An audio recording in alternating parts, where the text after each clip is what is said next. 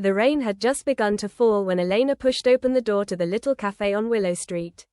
She wasn't supposed to be there that morning, her meeting had been cancelled, and she'd stopped in only to escape the drizzle. The bell above the door chimed softly. Warm light spilled across the wooden floor. The smell of espresso and vanilla filled the air. It was an ordinary place. Until she saw him. He was sitting by the window, the same kind of seat he'd always chosen years ago, a cup of black coffee in front of him, a phone in one hand, his other hand tapping absent-mindedly against the table.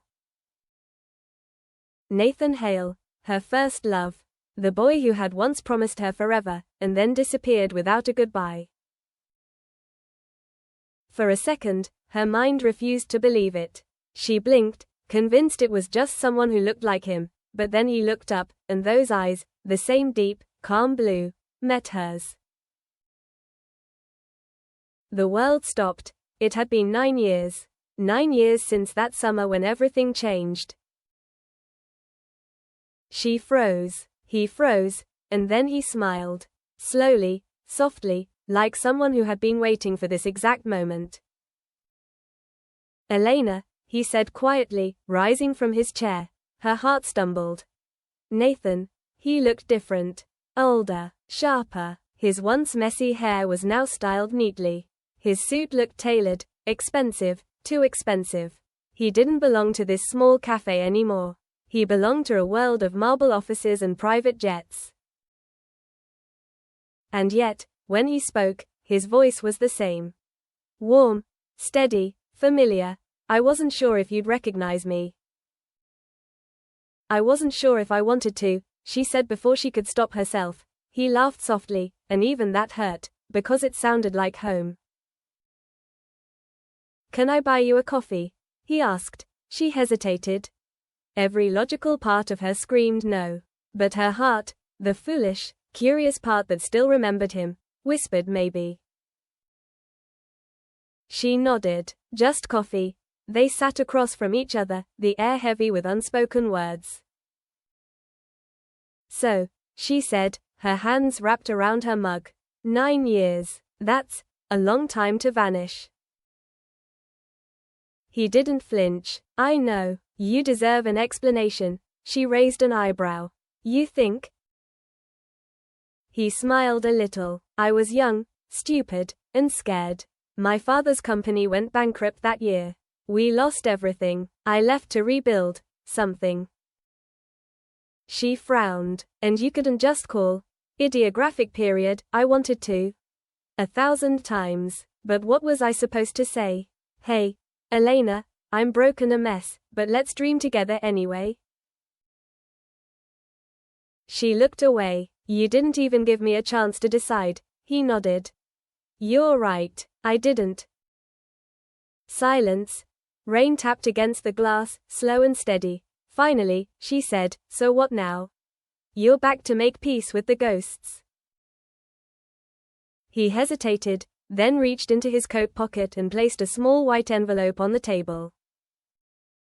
I'm back, he said quietly, because I never stopped thinking about you. And because I owe you more than an apology. Her eyes flicked to the envelope. Inside, she saw a faint outline of a letter, and a key. What is this? Ideographic period, the address to something I built, he said. Something that started because of you. She frowned. Because of me? He smiled gently. Do you remember that night at the lake? You told me you wanted to build a place where people could feel safe, somewhere beautiful, where life slowed down. Her heart tightened. Of course I do. He leaned forward. That's what I did. That evening, curiosity won. She drove to the address he had written down. It wasn't far, just outside the city, by the river.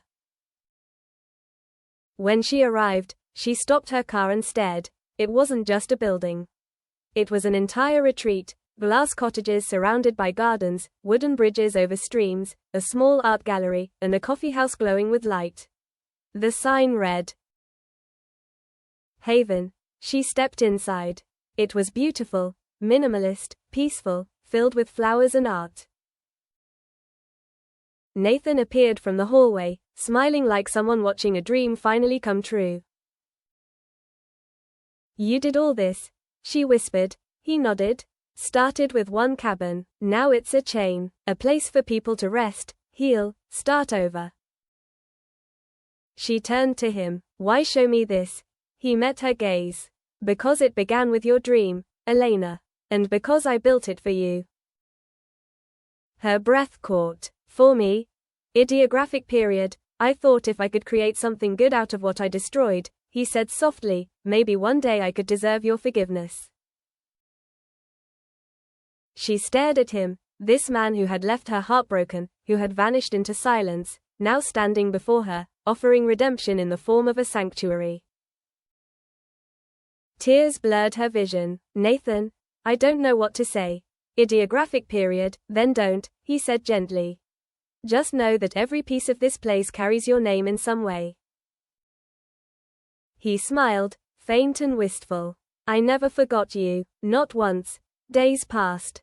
She found herself returning to Haven again and again, first out of curiosity, then out of something deeper. They talked about old times, about their failures, about the people they became. And slowly, the distance between them began to melt. One evening, as the sun set over the water, Nathan turned to her and said, Elena, can I ask you something dangerous? She laughed softly. Depends on the danger. He took a breath. If I told you I wanted a second chance, would you believe me? Her heart pounded. I don't know, she said. People change. Ideographic period, I didn't change in one way, he whispered. I still love you. She froze. He smiled sadly. I know that sounds unfair after all this time, but it's the truth. She looked at him, really looked. The man she'd once loved had grown into someone deeper, steadier, carrying his past with grace instead of regret. And suddenly, she realized, maybe she had been waiting too